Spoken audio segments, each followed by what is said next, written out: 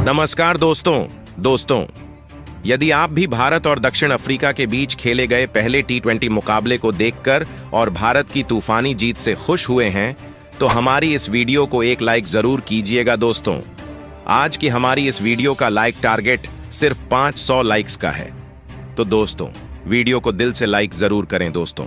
दक्षिण अफ्रीका के खिलाफ पहले टी20 मुकाबले में आया संजू सैमसन, वरुण चक्रवर्ती और रवि बिश्नोई का तूफान। संजू के शतक के बाद शानदार गेंदबाजी ने दिलाई शानदार जीत। तो दोस्तों, चलिए दोस्तों जानते हैं इस मुकाबले का पूरा हाईलाइट शुरुआत से ही।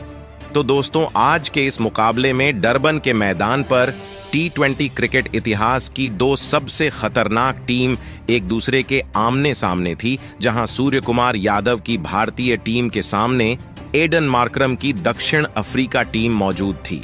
जब टॉस फेंका गया तो जीता दक्षिण अफ्रीका के कप्तान एडम मार्करम ने और टॉस जीतकर पहले गेंदबाजी करने का फैसला किया और टीम इंडिया को पहले बल्लेबाजी करने के लिए आमंत्रित किया, जिसके भारतीय टीम पहले बल्लेबाजी करने मैदान में उतरी, जहां भारत की तरफ से दो खतरनाक बल्लेबाज मैदान पर उतरे, जहां इस मैच में संजू सैमसन और अभिषेक शर्मा के हाथों में भारतीय टीम को विस्फोटक अंदाज में शुरुआत दिलाने की जिम्मेदारी थी। अब दोस्तों, यहां संजू सैमसन और अभिषेक शर्मा ने पारी की शुरुआत की, जहां दोनों बल्लेबाजों से बड़ी साझेदारी की उम्मीद लग रही थी। जहां पहले तो अभिषेक शर्मा ने और संजू सैमसन ने पहले ओवर में मैच 2 रन बनाए। उसके बाद जब कप्तान एडन मार्करम दूसरा ओवर लेकर आए तो अभिषेक शर्मा ने शानदार एक चौका लगाया। उसके बाद इसी ओवर में संजू सैमसन ने भी एक और चौका लगाकर अपने स्कोर को आगे बढ़ाया। इसके बाद जब तीसरा ओवर लेकर केशव महाराज आते हैं तो केशव महाराज को पहले तो पहली गेंद पर संजू सैमसन ने शानदार चौका लगाकर अपनी तूफानी अंदाज जताया। इसके बाद दूसरी गेंद पर गगनचुंबी छक्का लगाकर अपना खतरनाक बल्लेबाजी का नजारा पेश कर दिया। भारतीय तूफानी बल्लेबाजी बेहद ही शानदार कमाल कर रही थी और तीसरे ओवर तक 24 रन भारत ने बना लिए थे। मगर इसके बाद चौथे ओवर में गेंदबाजी करने के लिए गेराल्ड क्वार्ट्जे आते हैं तो पहले ही गेंद पर वह अभिषेक शर्मा को अपना शिकार बनाते हैं, जहां अभिषेक ने मिड ऑफ के ऊपर से शॉट लगाने का प्रयास किया, लेकिन वे पूरी तरह से कनेक्ट नहीं कर पाए अपने बल्ले को गेंद के साथ, और एडन मार्करम ने शानदार कैच पीछे भागते हुए लेकर भारतीय टीम को पहला झटका दिया, जो कि 8 गेंदों पर मात्र 7 रन बनाकर आउट हो गए।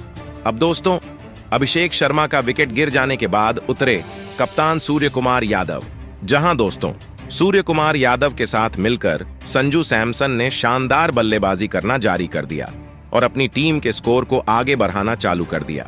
सूर्य कुमार यादव ने गेराल्ड क्वार्ट्जे को चौथे ही ओवर में पहले तो एक शानदार चौका लगाकर अपना खाता खोला।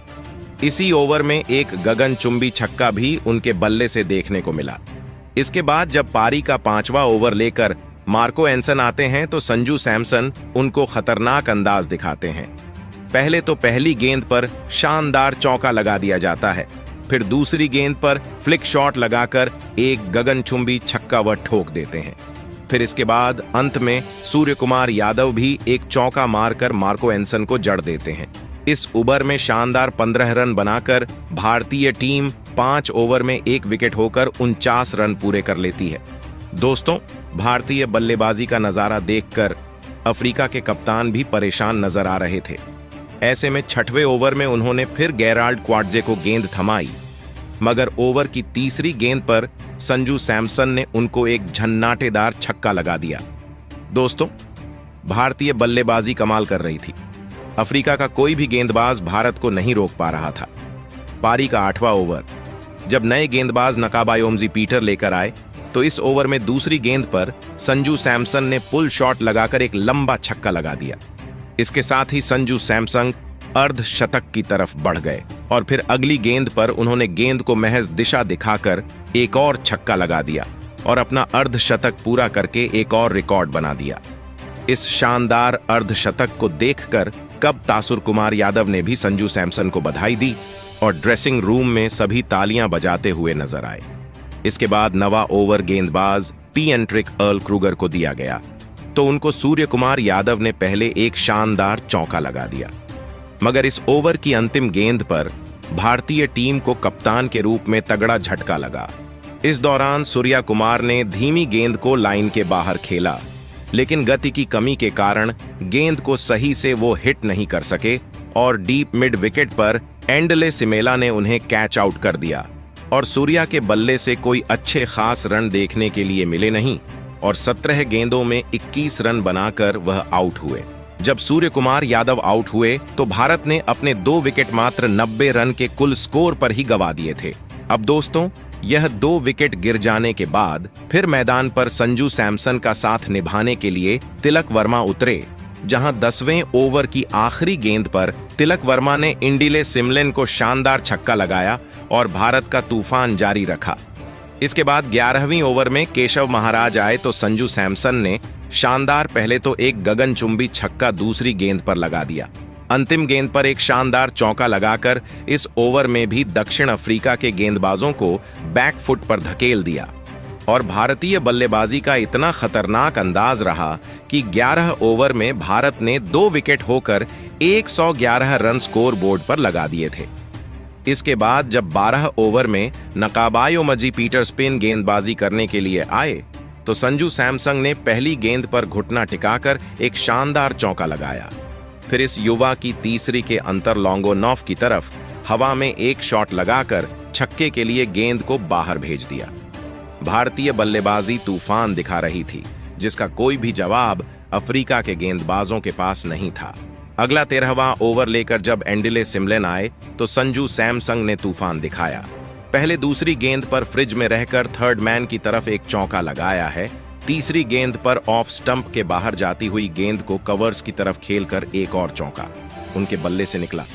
इसके बाद तीसरी गेंद पर संजू सैमसन ने तूफान दिखाया और कवर्स की तरफ एक ऊंचा शॉट खेला। गेंद सीधी सीमा रेखा से बाहर 6 रनों के लिए चली गई। संजू सैमसन अपने शतक की तरफ बढ़ रहे थे। अब तक 54 गेंद में 92 रन उनके बल्ले से निकल चुके थे। दोस्तों, इसके बाद तिलक वर्मा का बल्ला भी आग उगलने लगा था। 14वें ओवर में पीनेट्रिक अर्ल क्रूगर को निशाना बनाते हुए तिलक वर्मा दूसरी गेंद पर पॉइंट की तरफ खेलकर कट शॉट लगाकर चौका लगा देते हैं। इसके बाद तीसरी गेंद पर घुटना टिकाकर स्लॉग स्वीप के जरिए एक छक्का लगा देते हैं। दोस्तों, यही नहीं, संजू सैमसन भी इसी ओवर की 5वीं गेंद पर पुल शॉट लगाकर एक छक्का लगाकर देते हैं और अपने स्कोर को 98 पर पहुंचाते हैं, जहां भारतीय टीम 14 में 162 रन 2 विकेट खोकर बना चुकी थी।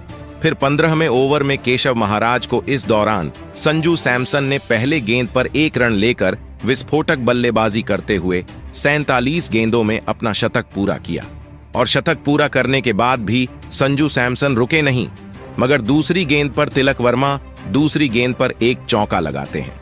अभी संजू और तिलक वर्मा के बीच में शानदार 77 रन की साझेदारी पनप चुकी थी, मगर इसके बाद भारतीय टीम को एक बड़ा झटका लगता है, जहां चौथी गेंद पर दोस्तों तिलक वर्मा को केशव महाराज ने आउट किया, जो कि केशव महाराज के अंदर आती हुई गेंद पर स्लॉग स्वीप करने के लिए गए और गेंद अपनी गति से ज्यादा उछल गई और टॉप एज लेकर हवा में ऊंची चली गई और डीप मिड विकेट पर खड़े मार्को यानसन ने कैच पकड़कर भारत को झटका दिया और तिलक वर्मा गेंद 18 में 33 रन बनाकर पवेलियन चले गए। दोस्तों, यह 3 विकेट गिर जाने के बाद हार्दिक पांड्या मैदान पर आए। अब संजू सैमसन पर अब पूरी जिम्मेदारी आ चुकी थी कि भारत को कैसे भी करके 200 रन के पार लेकर जाना है। फिर परी का 16वें ओवर नकाबायोमजी पीटर को थमाया जाता है और संजू इस ओवर की तीसरी गेंद पर गगनचुंबी 85 मीटर लंबा छक्का लगाकर सबको हैरान कर दिया, मगर फिर अगली गेंद पर भारतीय टीम को सबसे बड़ा झटका लगा।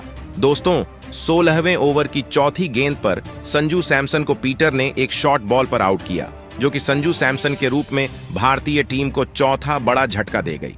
अब दोस्तों, भारत ने अपने 4 बड़े विकेट 175 रन के कुल स्कोर पर गंवा दिए थे और टीम इंडिया के लिए बस एक बल्लेबाज ऐसे थे जिन्होंने शतक जड़ा, बाकी तो दोस्तों भारत की बल्लेबाजी फ्लॉप साबित हो रही थी।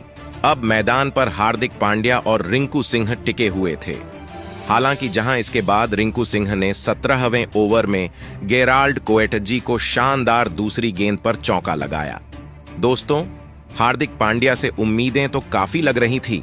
जहां 17वें ओवर की 5वीं गेंद पर जेरोल्ड कोएटजे ने उन्हें शॉर्ट गेंद पर गेंद सीधा बल्ले का किनारा लेती हुई डीप पॉइंट पर खड़े मार्को एंसन के हाथों में चली गई, जिसके चलते टीम इंडिया को यह 5वां झटका लगा और पांड्या केवल 6 गेंदों पर 2 रन बनाकर ही आउट हो गए।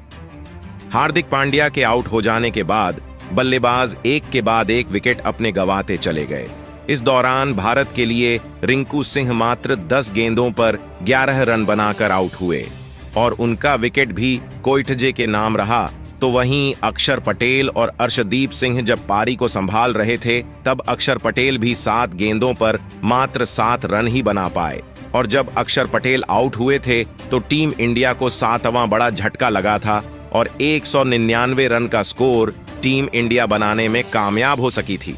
लेकिन दोस्तों, फिर अर्शदीप सिंह ने 4 गेंदों पर 5 और रवि बिश्नोई ने 3 गेंद पर 1 रन बनाकर भारतीय टीम को 200 रन के पार करवाया, जिसके चलते टीम इंडिया 202 रन बनाने में कामयाब हो पाई। और दोस्तों, यहां भारतीय टीम ने अब साउथ अफ्रीका के खिलाफ 203 रन का लक्ष्य रख दिया था और इस बीच साउथ अफ्रीका के लिए सबसे ज्यादा 3 विकेट जेरोल्ड कोटिया के नाम रहे, तो वहीं एक wicket Marco एंसन, Keshav Maharaj, नकावा Peter और पैट्रिक क्रूगर को मिला। ऐसे में दोस्तों, इसके बाद भारत से मिले 203 रनों के लक्ष्य का पीछा करने साउथ अफ्रीका की ओर से कप्तान एडम मार्क्रम और रयान रिकेल्टन बल्लेबाजी करने के लिए मैदान में उतरे। दोस्तों, भारत ने दिया हुआ लक्ष्य बड़ा था। ऐसे में दोनों ही बल्लेबाजों पर विस्फोटक अंदाज में शुरुआत दिलाने की बड़ी जिम्मेदारी थी। लेकिन दोस्तों, लक्ष्य का पीछा करते हुए इस पहले T20 मुकाबले में साउथ अफ्रीका टीम की शुरुआत काफी खराब रही। जी हां, भले ही स्ट्राइक पर खड़े बल्लेबाज एडम मार्क्रम चौके जड़े, लेकिन दोस्तों, चौथी गेंद पर वह गलती कर बैठे और विकेट कीपर संजू सैमसन को एक आसान सा कैच थमाकर अपना कीमती विकेट गंवा बैठे। आपको बता दें, एडम मार्क्रम 8 रन बनाकर पवेलियन लौटे और इसी के साथ साउथ अफ्रीका का पूरा बल्लेबाजी क्रम 141 रनों पर सिमट गया और भारतीय टीम ने यह पहला T20 मुकाबला 61 रन के बड़े अंतर से अपने नाम कर लिया। आपको बता दें, इस जीत के साथ ही भारतीय टीम ने 4 मैचों की T20 श्रृंखला में अब 1-0 से बढ़त बना ली है। वही टीम इंडिया की यह लगातार T20 में 11वीं जीत है।